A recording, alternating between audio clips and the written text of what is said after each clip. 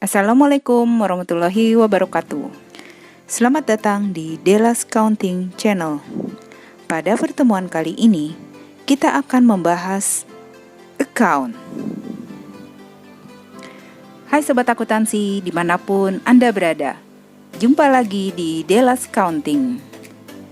Pembahasan tentang account kali ini akan disajikan secara kontekstual, simple, dan lugas agar mudah dipahami. Jika Anda menginginkan definisi letterlock, maka dipersilakan untuk membaca pernyataan standar akuntansi keuangan. Secara simpel, account atau akun merupakan rekening atau perkiraan yang akan berpengaruh akibat transaksi yang terjadi dalam suatu perusahaan selama periode tertentu. Pentingnya memiliki pengetahuan yang luas tentang akun, sama halnya ketika Anda harus menguasai vocabulary dalam proses mempelajari bahasa tertentu. Vocabulary yang banyak akan memudahkan Anda dalam melakukan percakapan, baik secara lisan maupun tertulis. Demikian pula dengan penguasaan tentang akun yang luas akan mempermudah Anda saat melakukan proses akuntansi, yakni jurnal, posting, adjustment, sampai dengan penyajian laporan keuangan. Pada tampilan ini terdapat account dan ada 6 jenis account: assets, liabilities, drawing, equity, expense, dan revenue. Terdapat 2 jenis warna yang menandakan 2 jenis account. Satu yang berwarna hijau, yaitu assets, liabilities, dan equity. Ketiga aset tersebut termasuk ke dalam kelompok real. Akun real adalah akun permanen yang tidak ditutup pada akhir periode, sehingga saldo akhir pada periode berjalan akan menjadi saldo awal periode selanjutnya. Sedangkan drawing, expense, dan revenue merupakan akun nominal, yakni akun yang ditutup pada akhir periode sehingga tidak menyisakan saldo akhir pada periode tersebut. Selanjutnya, akun terbagi menjadi 2 dalam tampilan ini, yaitu yang berada di kiri dan yang berada di kanan.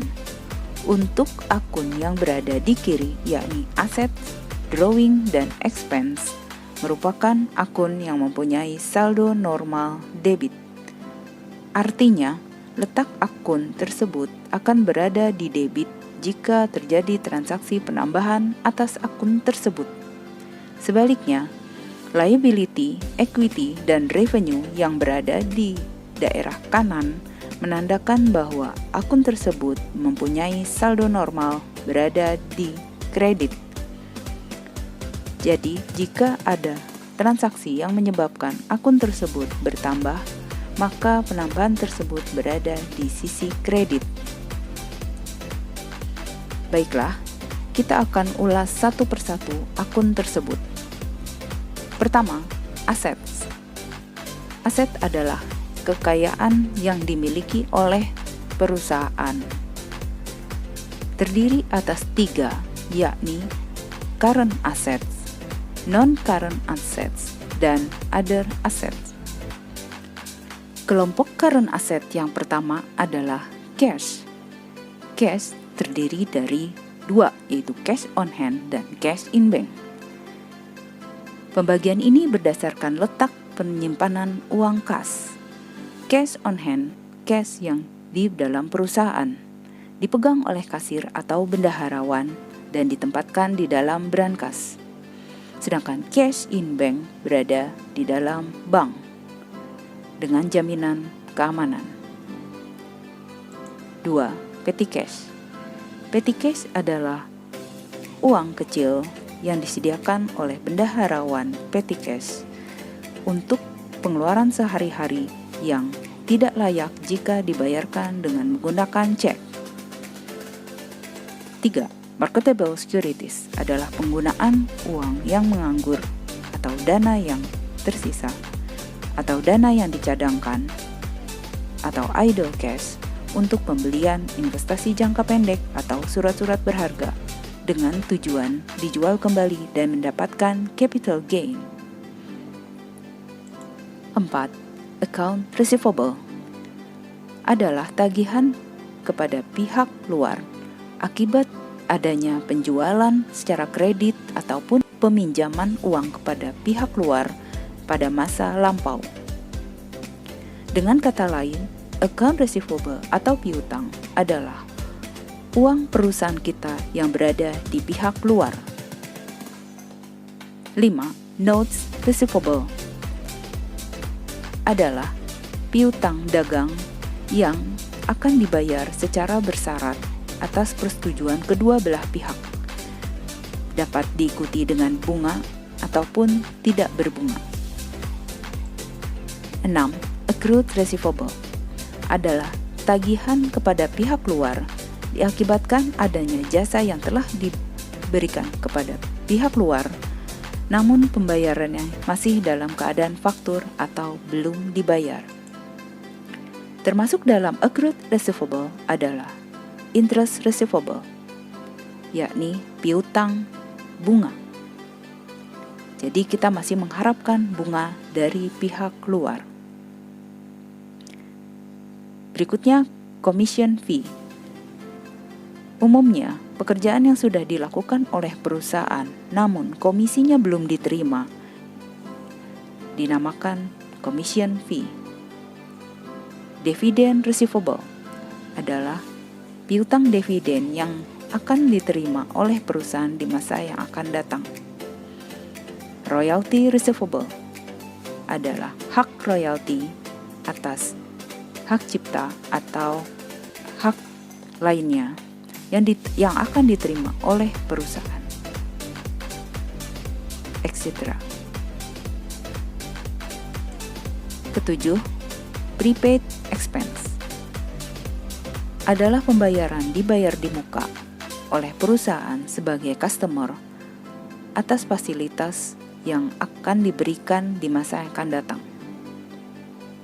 Contoh, prepaid rent, prepaid advertising, dan prepaid insurance.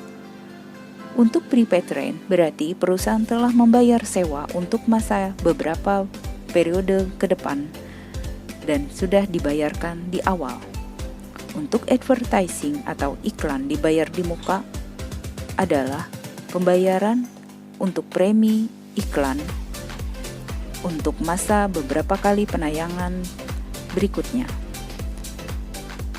Prepaid insurance atau asuransi dibayar di muka adalah premi asuransi yang dibayarkan oleh perusahaan kita kepada perusahaan asuransi untuk periode mendatang.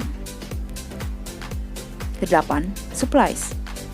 Supplies adalah bahan habis pakai atau perlengkapan.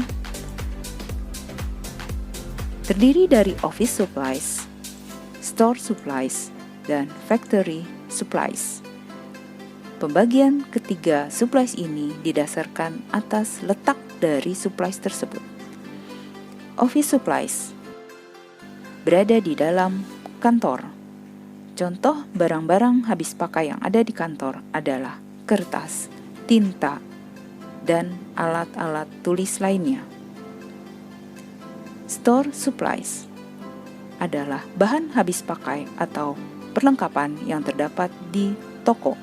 Contoh, kantong belanja, isi stapler, plastik, karet, dan sebagainya. Sedangkan factory supplies adalah bahan-bahan habis pakai yang terdapat di pabrik. Contoh, oli, mur, baut, dan perlengkapan pabrik lainnya. Kesembilan, inventory dibagi berdasarkan jenis bidang usaha suatu perusahaan. Terdapat 3 jenis bidang usaha, yakni usaha jasa. Perusahaan jasa adalah perusahaan yang kegiatan bidang usahanya memberikan pelayanan jasa kepada customer, sehingga perusahaan jasa tidak memerlukan atau tidak mempunyai inventory. Kedua, perusahaan dagang.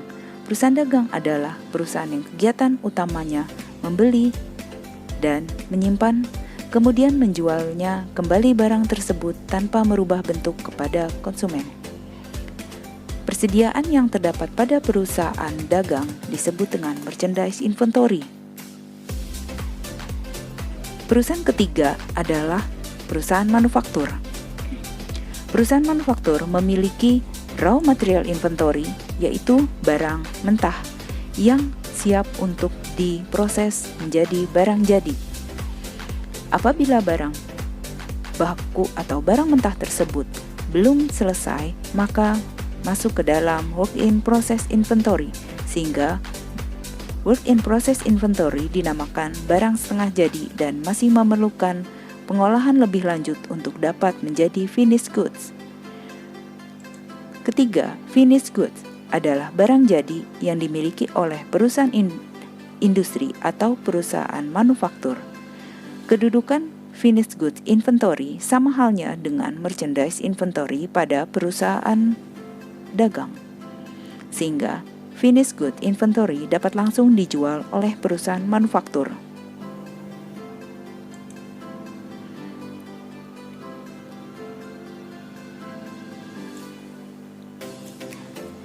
Aset yang kedua adalah non-current asset. Non-current asset ini adalah aset yang dimiliki oleh perusahaan untuk jangka panjang dan bernilai material yang cukup besar dan dapat dipakai berulang-ulang. Non-current assets memiliki penurunan nilai dari tahun ke tahun. Kita bagi menjadi 3, yakni tangible non-current assets, intangible non-current asset, dan natural resources. Tangible non-current asset adalah non-current asset atau aset tidak lancar yang dimiliki oleh perusahaan yang berwujud. Non-current asset ini berbentuk dan berwujud, dapat dilihat. Contoh dari tangible non-current assets adalah land atau tanah. Berikutnya, land improvement, building, machinery, vehicle, dan equipment. Hanya land yang tidak mengalami penurunan nilai dari tahun ke tahun.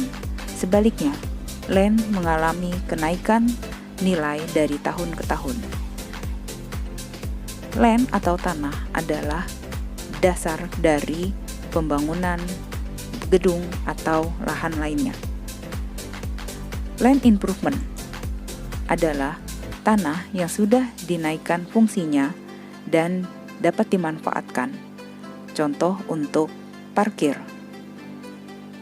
Berikutnya, building. Building adalah bangunan yang mempunyai masa manfaat bisa 30 tahun dan merupakan tempat untuk perusahaan dan ada alamatnya. Machinery. Machinery inilah yang membedakan antara perusahaan bidang-bidang tertentu, perusahaan jasa, perusahaan dagang, dan perusahaan manufaktur.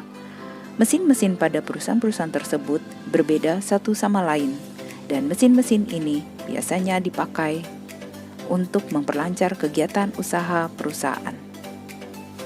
Vehicle. Vehicle adalah kendaraan atau alat angkut yang digunakan untuk mempermudah mobilisasi perusahaan. Digunakan baik di dalam office, toko, dan pabrik. Contohnya alat angkut untuk barang dagang yang ada di gudang.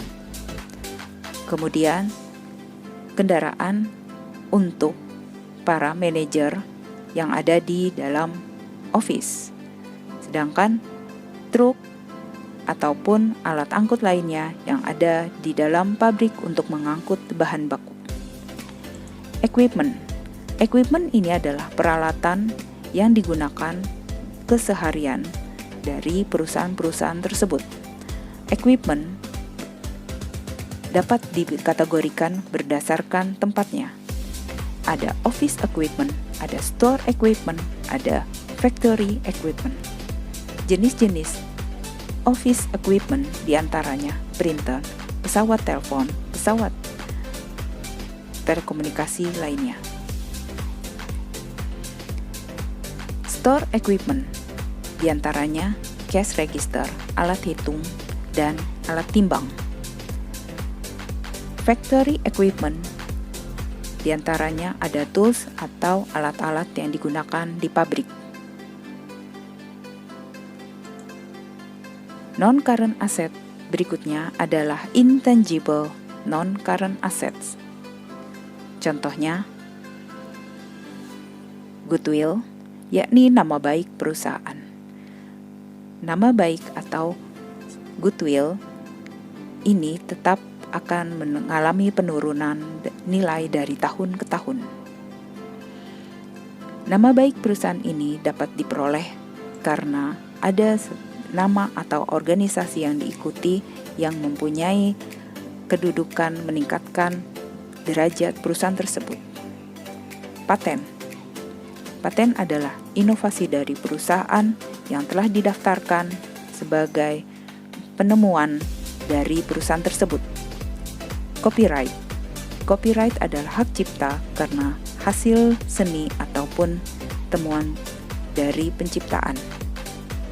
Trademark adalah merek dagang yang dimiliki perusahaan yang tidak boleh diikuti atau diduplikat oleh perusahaan lain. Franchise. Franchise adalah cabang dari perusahaan lain yang di luar dari daerah kerja.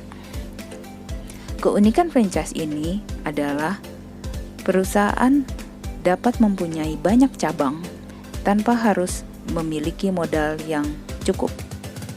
Misalnya, perusahaan lain memiliki lahan, kemudian perusahaan membuka franchise berdasarkan sistem pemasaran, sistem produksi, dan sistem pengadministrasian yang sudah baku. Terakhir, customer list.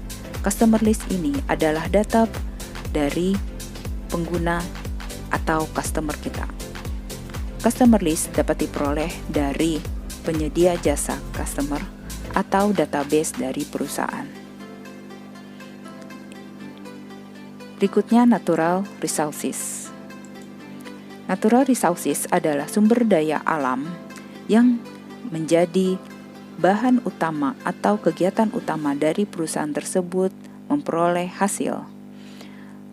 Sumber daya alam dibagi menjadi dua, yaitu sumber daya alam yang dapat diperbarui atau renewable natural resources dan unrenewable yang tidak dapat diperbarui.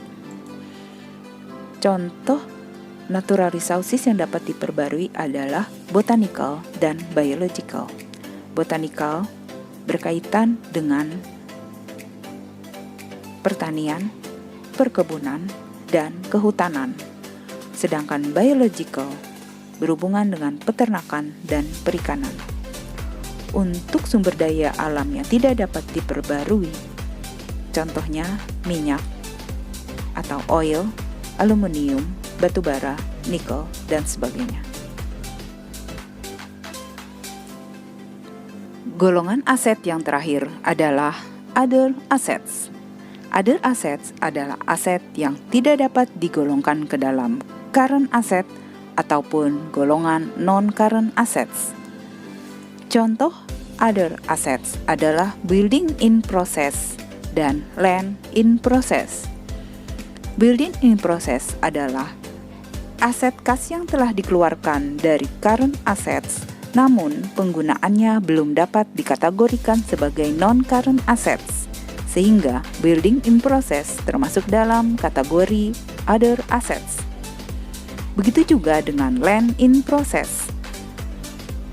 Uang cash sudah dikeluarkan untuk pengurusan surat-surat dalam rangka pembelian land atau tanah. Namun, tanah tersebut belum dapat dimiliki karena masih ada proses-proses selanjutnya, baik di notaris, pajak, maupun di Badan Pertanahan Nasional. Golongan ketiga adalah drawing atau pengambilan pribadi. Pengambilan pribadi adalah istilah untuk pengurangan equity dalam perusahaan pribadi ataupun perusahaan persekutuan. Sedangkan untuk perusahaan perseroan batas atau corporate dikenal dengan istilah dividen.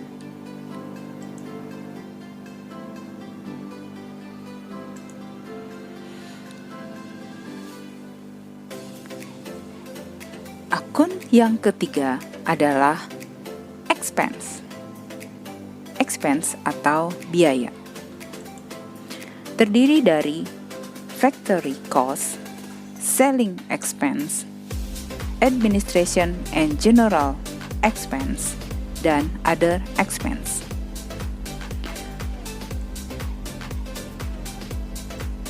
Factory cost, kita gunakan istilah cost karena pengeluaran ini ditujukan untuk memperoleh aset dan digunakan untuk perusahaan manufaktur. Di perusahaan manufaktur terdapat 3 factory cost, yaitu raw material cost, labor cost, dan factory overhead cost. Raw material cost adalah biaya bahan baku, yaitu biaya untuk memperoleh bahan baku. Labor cost adalah biaya tenaga kerja langsung untuk memproses raw material supaya menjadi finished goods. Raw material dan labor cost ini termasuk biaya utama atau biaya primer untuk merubah raw material menjadi barang jadi. Selanjutnya ada factory overhead cost, yakni biaya-biaya produksi lainnya yang terjadi di factory selain raw material dan labor cost. Factory overhead cost atau biaya overhead pabrik dikatakan juga sebagai biaya produksi tak langsung. Kedua, selling expense. Contoh-contoh selling expense: store rent expense, store advertising expense, store insurance expense, store telephone expense, store water expense, store electricity expense, store internet expense, store salary expense, store supplies expense, store NCA depreciation expense. Ciri dari biaya-biaya ini diawali dengan kata store, artinya biaya-biaya tersebut terjadi di store atau di toko. Jadi, biaya-biaya ini dikeluarkan untuk meningkatkan omset, penjualan, dan akhirnya akan memperoleh laba. Ketiga, biaya administrasi dan umum. Administration and general expense adalah biaya yang terjadi untuk mengelola atau mengadministrasi secara umum di dalam perusahaan.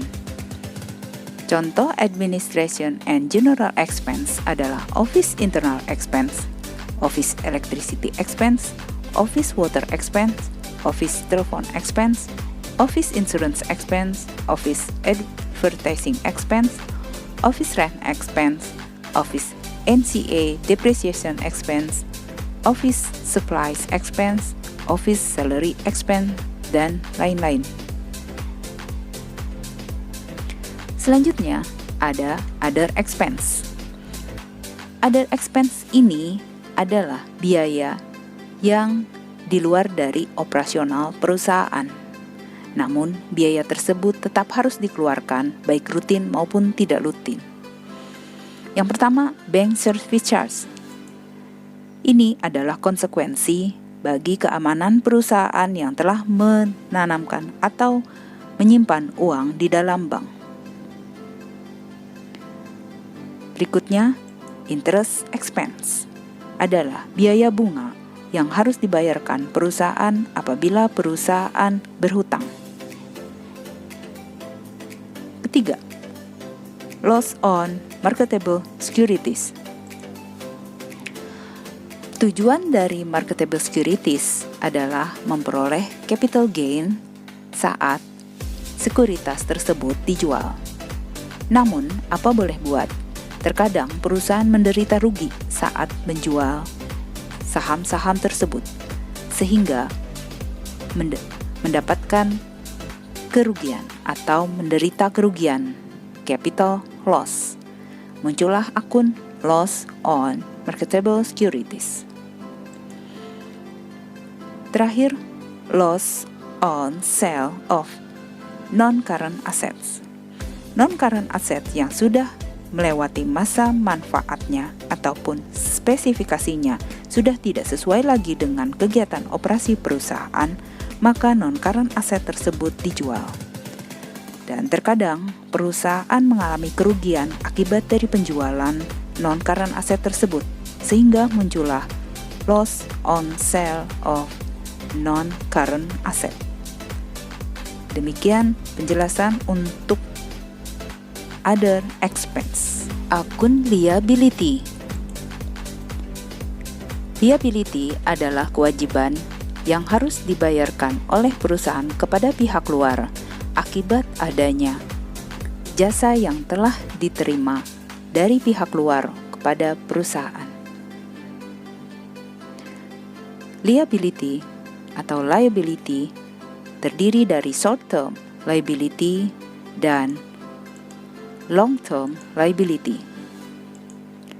Short-term liability dibagi menjadi account payable, notes payable, accrued payable, unearned revenue, current portion of long-term liabilities, dan down payment. Account payable adalah kewajiban yang harus ditunaikan oleh perusahaan akibat adanya pembelian barang dagang ataupun pembelian barang lainnya yang dilakukan secara kredit, atau perusahaan meminjam uang dari pihak lain. Notes payable. Notes payable sama halnya dengan account payable, namun perusahaan berjanji dan akan membayar di suatu saat nanti.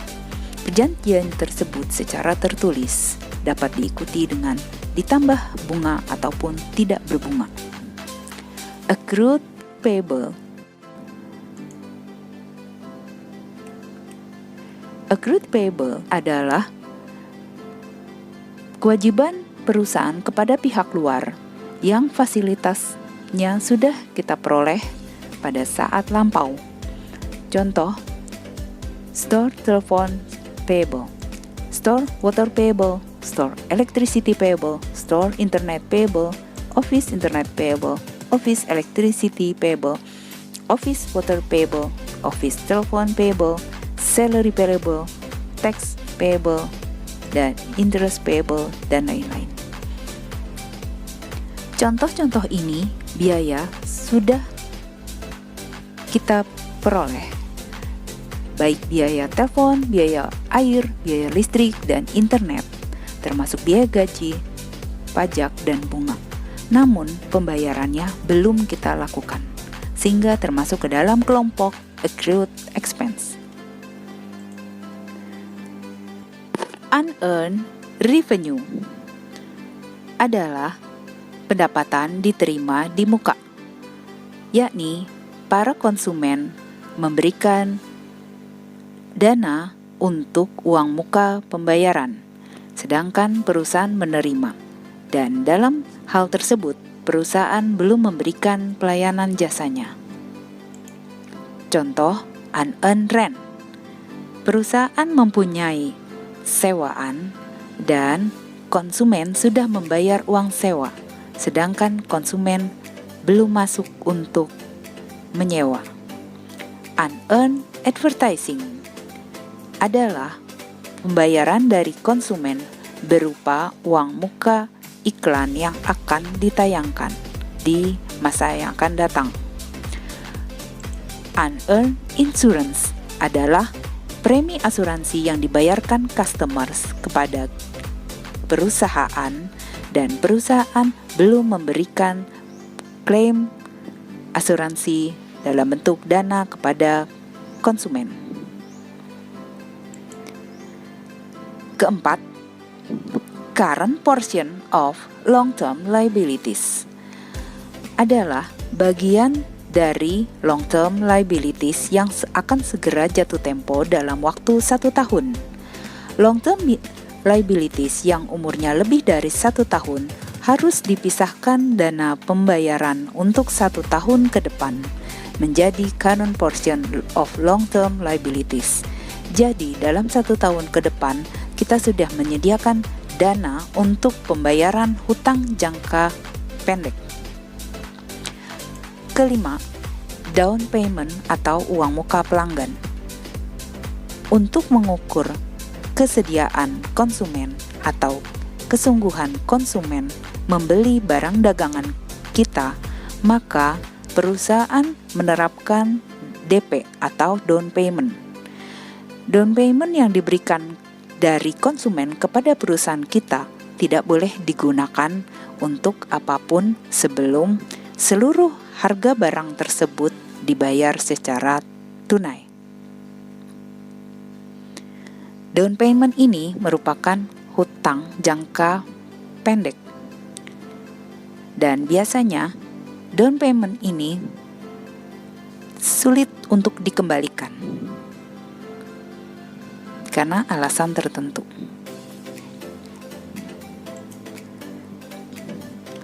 Berikutnya, long-term liabilities.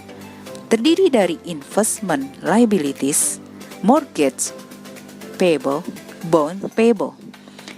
Investment liabilities adalah hutang jangka panjang lebih dari 1 tahun yang ditujukan untuk investasi pada pihak luar.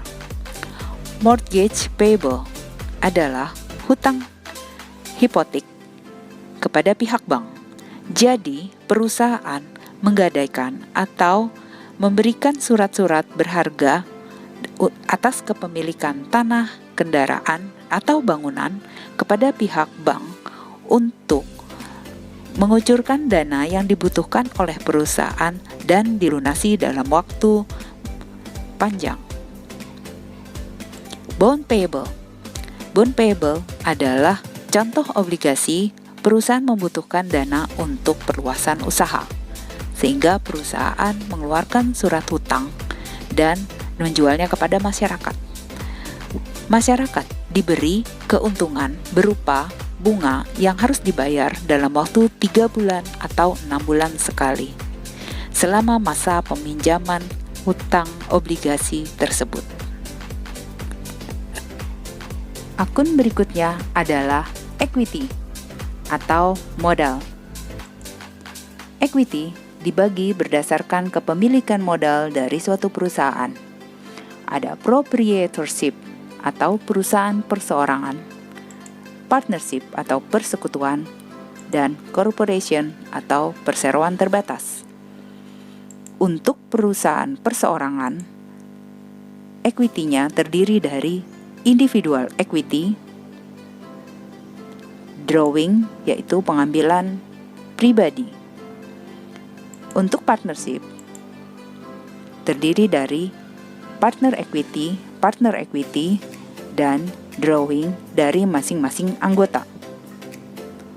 Untuk corporation, equity terdiri dari share capital, retained earning, dan pengambilan dividen. Share capital terdiri dari premium share dan ordinary share. Premium share adalah saham istimewa yang dijual pada saat awal untuk pihak-pihak tertentu dan dalam jumlah tertentu. Sedangkan ordinary share adalah saham yang dijual secara bebas pada saat pembukaan atau issue. Retained earning. Retained earning ini adalah laba ditahan yang dimiliki oleh perusahaan. Jadi, dari laba yang dimiliki oleh perusahaan setelah dikeluarkan untuk pos-pos masing-masing, maka ada dana yang dicadangkan dari laba tersebut. Pencadangan dana tersebut dinamakan retained earning. Kemudian ada dividen. Dividen adalah bagian laba yang disediakan untuk para pemegang saham yang telah membeli share capital. Demikian penjelasan mengenai equity. Selanjutnya, revenue. Revenue atau income adalah pendapatan dari hasil usaha perusahaan, baik dari hasil melayani atau memberikan jasa dan menjual barang dagang. Revenue dibagi menjadi operating revenue atau operating income dan non-operating revenue atau non-operating income. Kita lihat operating revenue terdiri dari sales revenue untuk perusahaan dagang dan perusahaan manufaktur. Sedangkan perusahaan jasa memiliki service revenue. Kedua, non-operating revenue terdiri dari interest revenue. Pada saat kita menabung di bank atau menyimpan uang di bank, maka secara konsekuensi finansial perusahaan akan memperoleh interest revenue. Kemudian, pada saat perusahaan membeli marketable securities atau saham, maka perusahaan pada saat menjual mendapatkan capital gain. Nah, capital gain tersebutlah yang dimasukkan ke dalam gain of marketable securities.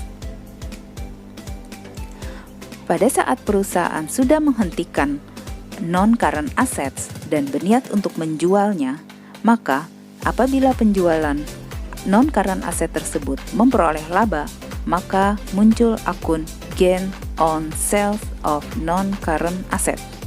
Demikian penjelasan mengenai revenue. Baiklah, setelah penjelasan akun secara keseluruhan, maka akan kami bahas mengenai akun-akun yang bersifat kontrak. Yang pertama ada prepaid expense. Prepaid expense adalah biaya dibayar di muka, dan perusahaan kita berperan sebagai konsumen atas jasa yang akan kita terima di kemudian hari. Contoh, pembayaran sewa dibayar di muka, iklan dibayar di muka, dan asuransi dibayar di muka. Kita sebagai konsumen. Sedangkan di pihak penerima akan mencatat sebagai unearned revenue atau pendapatan diterima di muka. Ada pendapatan sewa diterima di muka, ada iklan diterima di muka, ada asuransi diterima di muka. Perbedaannya adalah pada prepaid expense, perusahaan berperan sebagai konsumen. Sedangkan pada saat unearned revenue atau pendapatan diterima di muka, perusahaan bertindak sebagai penyedia jasa. Ini adalah pencatat aset prepaid expense jika perusahaan sebagai konsumen. Dan pada pembukuan penyedia jasa mencatatnya sebagai unearned revenue. Demikian penjelasan untuk prepaid expense dan unearned revenue. Selanjutnya ada accrued receivable. Penjelasan mengenai accrued receivable atau pendapatan yang masih harus diterima. Termasuk dalam kelompok ini adalah interest receivable, commission fee, dividend receivable, dan royalty receivable. Berarti perusahaan sudah bekerja namun pembayarannya masih difakturkan atau belum dibayar. Kebalikannya adalah accrued payable atau biaya yang masih harus dibayar, yakni perusahaan sudah menikmati fasilitas namun belum dibayar pendanaannya. Contoh, store telephone payable, store water payable, dan selanjutnya. Rekening kontra berikutnya adalah unearned revenue atau pendapatan diterima di muka. pendapatan diterima di muka adalah pendapatan dari konsumen, berupa konsumen membayar di muka atas fasilitas yang akan kita berikan di masa yang akan datang. Contohnya, unearned rent, unearned advertising, dan unearned insurance. Dan termasuk dalam revenue. Di antaranya masuk ke dalam kelompok revenue, ada rent revenue, ada advertising revenue, dan insurance revenue. Ketiga akun ini digunakan saat perusahaan akan melakukan adjustment pada akhir periode. Demikianlah penjelasan mengenai akun. Semoga bermanfaat dan berjumpa lagi di Delas Accounting Channel pada pembahasan lainnya. Terima kasih. Wassalamualaikum warahmatullahi wabarakatuh.